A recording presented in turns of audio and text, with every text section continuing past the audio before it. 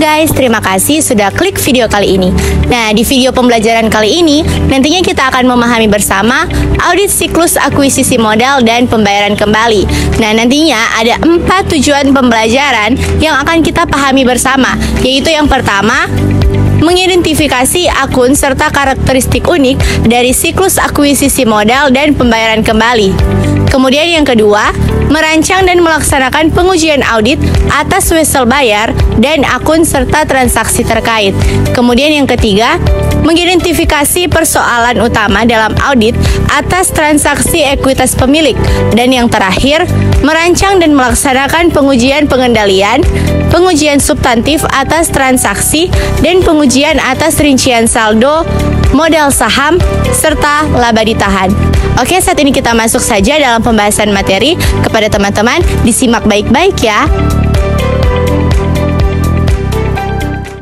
Dalam siklus akuisisi modal dan pembayaran kembali, ada 4 karakteristik yang akan mempengaruhi audit atas akun-akun. Yang pertama adalah secara relatif, hanya ada segelintir transaksi yang mempengaruhi saldo akun. Tetapi setiap transaksi itu seringkali sangat material. Yang kedua ada pengecualian atau salah saji satu transaksi yang bersifat material. Yang ketiga ada hubungan legal antara entitas klien dan pemegang saham, obligasi atau dokumen kepemilikan yang serupa. Keempat ada hubungan yang langsung antara akun dividen dan bunga serta utang dan ekuitas, di mana siklus ini sering kali melibatkan akun-akun sebagai berikut. Yang pertama ada wesel bayar, kedua utang kontrak, ketiga utang hipotik, keempat utang obligasi, kelima beban bunga, keenam bunga akrual, yang ketujuh ada apropriasi laba ditahan, kedelapan saham treasury, kesembilan kas di bank, ke-10 modal saham biasa, ke-11 modal saham preferen, ke-12 dividen yang diumumkan, dan ke-13 ada agio saham. Ayo bajawab, ayo bajawab, jawab langsung di tempat. Ayo bajawab, ayo bajawab, jawab langsung di tempat. Jawab langsung di tempat.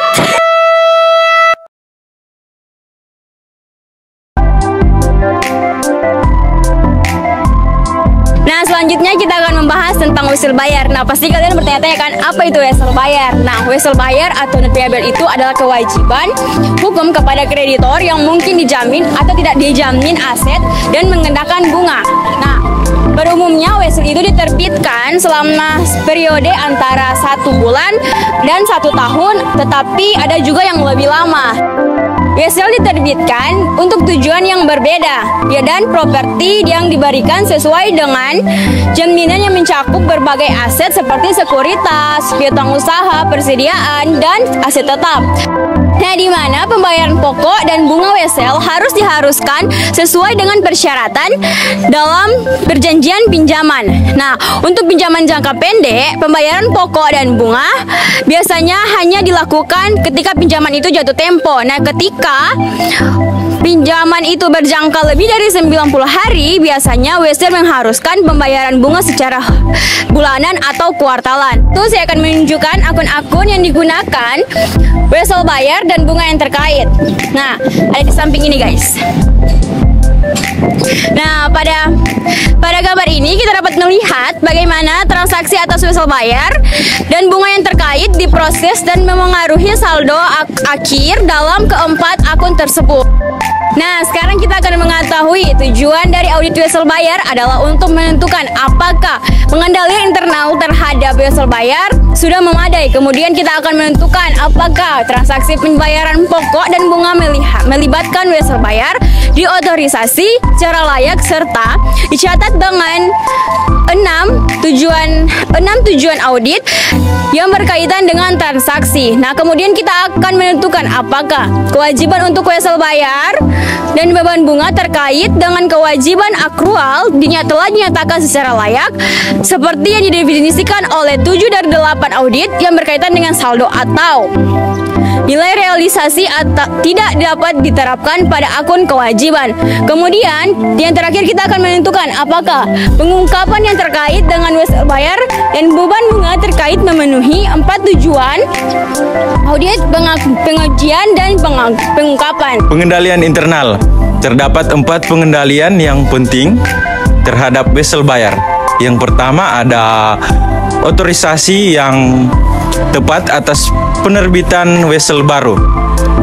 Tanggung jawab atas penerbitan wesel baru harus diberikan kepada Dewan Direksi atau personil manajemen tingkat tinggi. Yang kedua ada pengendalian yang memadai terhadap pembayaran kembali pokok dan bunga. Pembayaran bunga dan pokok secara periodik harus menjadi subjek pengendalian dalam siklus akuisisi dan pembayaran. Dan yang ketiga ada dokumen dan catatan yang memadai. Hal tersebut mencakup catatan, pembantu, dan pengendalian terhadap wesel kosong serta wesel yang telah dibayar oleh orang yang berwenang. Dan yang terakhir atau yang keempat adalah verifikasi independen periodik. Secara periodik, catatan wesel yang terinci harus direkonsiliasi dengan buku besar umum dan dibandingkan dengan catatan pegangan wesel oleh karyawan yang tidak bertanggung jawab menyimpan catatan yang terinci. Yang berikutnya ada pengujian, pengendalian, dan pengujian substantif atau atas transaksi. Pengujian pengendalian untuk wesel bayar dan bunga terkait harus menekankan pada pengujian 4 pengendalian internal yang baru saja kita bahas. Selain itu, auditor harus memverifikasi pencatatan yang akurasi dan penerimaan dari hasil wesel dan pembayaran pokok beserta bunganya. Yang berikut ada prosedur analisis. Prosedur analisis atau analitis merupakan hal yang penting bagi wesel bayar karena pengujian atas rincian saldo untuk beban bunga seringkali dapat dieliminasi apabila hasilnya menguntungkan. Yang berikut ada pengujian atas rincian saldo. Titik awal yang normal bagi audit atas wesel bayar adalah skedul wesel bayar yang bunga akrual yang diperoleh auditor dari klien. Yang berikutnya ada 2 tujuan audit yang berkaitan dengan saldo yang paling penting dalam wesel bayar. Yang pertama ada wesel bayar yang ada telah dicantumkan atau kelengkapan. Yang kedua ada wesel bayar dalam skedul telah dicatat secara akurat atau keakuratan. Ayo jawab, jawab langsung di tempat. Ayo jawab, jawab langsung di tempat. Ayo cepatlah jawab.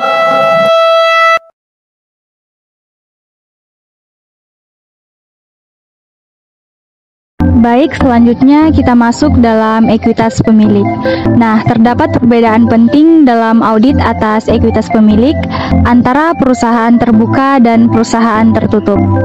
Nah, sebagian besar perusahaan tertutup hanya memiliki sedikit pemegang saham dan seringkali terjadi transaksi.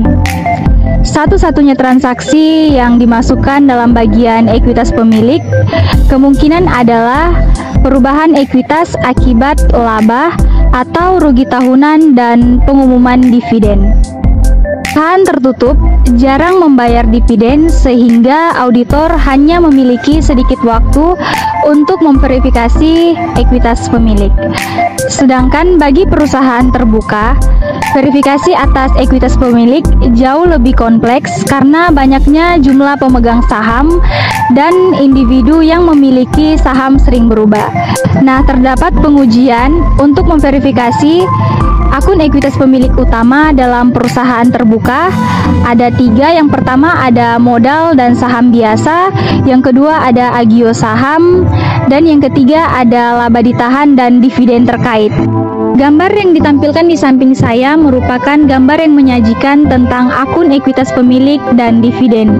Nah, dari gambar tersebut dapat disimpulkan bahwa tujuan dari setiap akun adalah untuk menentukan yang pertama, apakah pengendalian internal terhadap modal saham dan dividen terkait sudah memadai. Yang kedua, apakah transaksi ekuitas pemilik telah dicatat dengan benar, dan yang ketiga, apakah saldo ekuitas pemilik telah dicatat secara layak. Selanjutnya terdapat pengendalian internal. Nah, beberapa pengendalian internal sangatlah penting bagi aktivitas ekuitas pemilik. Di sini kami akan membahas beberapa pengendalian internal tersebut. Nah, yang pertama ada otorisasi transaksi yang tepat. Dikarenakan setiap transaksi ekuitas pemilik umumnya bersifat material, maka banyak dari transaksi tersebut harus disetujui oleh Dewan Direksi. Nah, ada 3 jenis transaksi ekuitas pemilik yang biasanya memerlukan otorisasi khusus, yaitu yang pertama ada penerbitan modal saham, yang kedua ada pembelian kembali modal saham, dan yang ketiga ada pengumuman dividen. Nah, selanjutnya masuk pada penyimpanan catatan dan pemisahan tugas yang tepat. Jika perusahaan menyimpan catatan miliknya sendiri mengenai transaksi saham dan saham yang beredar, maka pengendalian internal harus memadai untuk memastikan bahwa yang pertama, pemilik aktual saham diakui dalam catatan laporan. Yang kedua, jumlah dividen yang benar dibayar ke pemegang saham yang memiliki saham pada tanggal pencatatan dividen. Dan yang ketiga, penyalahgunaan aset telah diminimalisasi.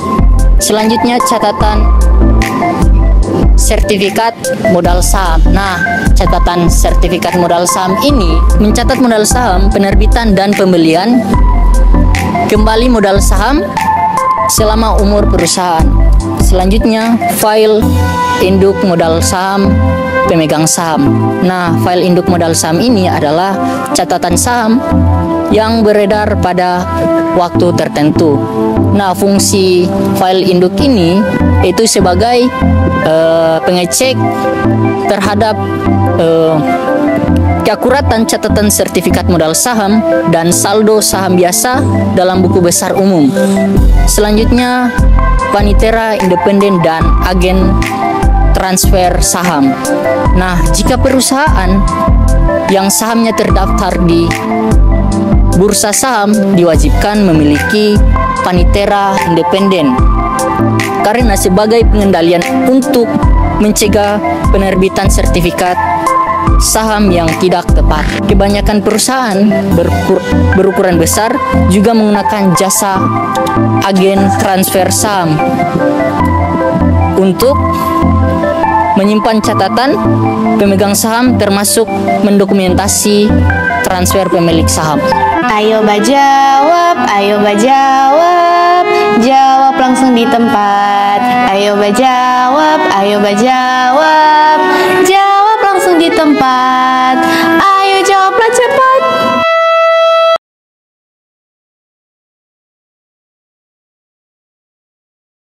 Kita masuk dalam audit modal saham dan modal disetor.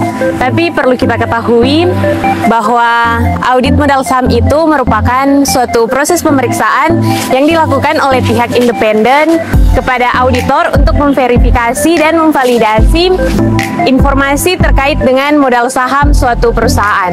Sedangkan untuk modal disetor sendiri merupakan jumlah uang ataupun aset yang telah ditanamkan oleh pemilik para pemegang saham suatu perusahaan untuk mendukung operasi dan pertumbuhan bisnis. Nah, di sini ada 4 hal yang harus diperhatikan seorang auditor ketika mengaudit modal saham dan agio saham. Yang pertama itu transaksi modal saham yang ada telah dicatat. Untuk tujuan ini yang berkaitan dengan transaksi ataupun kelengkapan. Yang kedua, transaksi modal saham yang dicatat memang terjadi dan dicatat secara akurat. Untuk tujuan ini berkaitan dengan transaksi, keterjadian, dan keakuratan. Selanjutnya yang ketiga, modal saham telah dicatat secara akurat. Tujuan yang berkaitan dengan saldo ataupun keakuratan. Selanjutnya yang terakhir itu yang keempat, modal saham telah disajikan dan diungkapkan secara layak. Tujuan ini berkaitan dengan penyajian dan juga pengungkapan. Nah, perlu diperhatikan bahwa dua pertama yang telah saya jelaskan tadi melibatkan pengujian pengendalian dan pengujian substantif atas transaksi. Sementara dua yang terakhir melibatkan pengujian atas rincian saldo. Selanjutnya, audit dividen. Penekanan dalam audit dividen diberikan pada transaksi dividen dan bukan pada saldo akhir. Ada 5 tujuan audit yang berkaitan dengan transaksi dividen, termasuk yang berkenaan dengan utang dividen, yaitu yang pertama, dividen yang dicatat memang terjadi, yaitu auditor dapat memverifikasi keterjadian bagi dividen yang tercatat dengan memeriksa notulen rapat Dewan Direksi menyangkut otorisasi jumlah dividen per saham dan tanggal dividen. Oke, selanjutnya yang kedua, dividen yang ada telah dicatat. Jadi, auditor harus waspada terhadap kemungkinan belum tercatatnya dividen yang diumumkan, terutama segera sebelum tanggal neraca. Kemudian yang ketiga, dividen telah dicatat secara akurat. Keakuratan pengumuman dividen dapat diaudit dengan menghitung kembali jumlah atas dasar dividen per saham dikalikan dengan jumlah saham yang beredar. Oke, yang keempat, dividen dibayar kepada pemegang saham yang ada.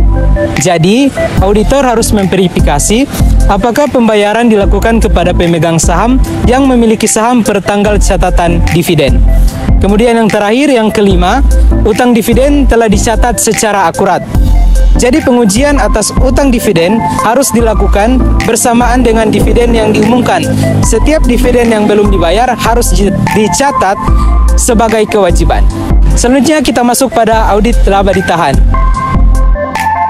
Dalam mengaudit pendebetan dan pengkreditan ke laba ditahan, selain laba bersih dan dividen, auditor juga harus menentukan apakah transaksi itu telah dicantumkan. Setelah auditor yakin bahwa transaksi yang tercatat telah diklasifikasikan dengan benar sebagai transaksi laba ditahan, langkah selanjutnya adalah memutuskan apakah hal itu telah dicatat secara akurat. Bukti audit yang diperlukan untuk menentukan keakuratan itu tergantung pada sifat transaksinya. Jawab, ayo berjawab. Jawab langsung di tempat. Ayo berjawab, ayo berjawab. Jawab langsung di tempat. Coba lekaslah jawab.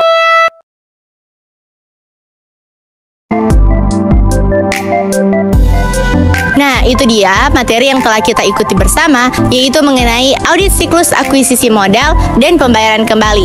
Nah, dari materi yang telah kita ikuti tadi, kesimpulan yang dapat ditarik adalah yang pertama, akun-akun dalam siklus akuisisi modal dan pembayaran kembali tergantung pada jenis barang yang dioperasikan perusahaan dan bagaimana operasi tersebut dibiayai. Kemudian poin yang kedua, wesel bayar. Wesel bayar adalah kewajiban hukum kepada kreditur yang mungkin dijamin atau tidak dijamin oleh aset dan mengenakan bunga. Kemudian poin yang ketiga, ada beberapa pengendalian internal bagi aktivitas ekuitas pemilik, yaitu yang pertama, otorisasi transaksi yang tepat. Kemudian yang kedua, penyimpanan catatan dan pemisahan tugas yang tepat. Kemudian yang ketiga, file induk modal saham dan pemegang saham. Dan yang keempat adalah panitera independen dan agen transfer saham. Demikian video pembelajaran kali ini, semoga bermanfaat ya.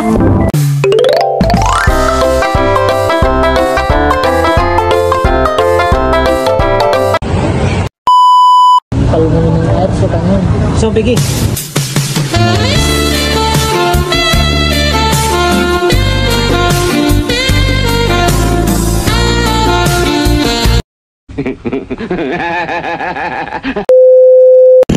Dalam atau buat sama salah Dalam Yang telah dicatat mencatat. Aduh, salah DP nada. Terus yang kedua. Oke, saat ini kita masuk dalam. Oke, saat ini kita masuk saja dalam.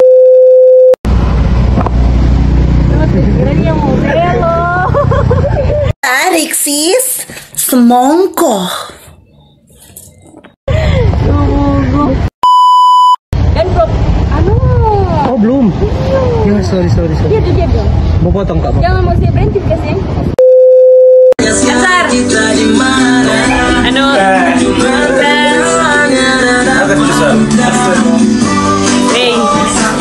Kata Yuki. Iyo, tampak bencana.